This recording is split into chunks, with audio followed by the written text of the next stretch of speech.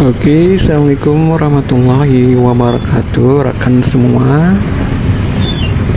Saat ini kita lagi berada di Kota Sigi, tepatnya kita lagi melintasi Pantai Pelangi di depan pendopo Bupati Pidi ya. Dan beginilah suasananya saat ini, nampak macet total.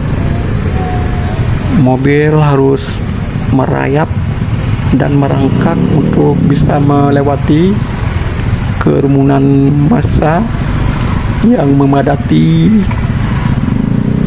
Pantai Pelangi di Kota Sigli ini.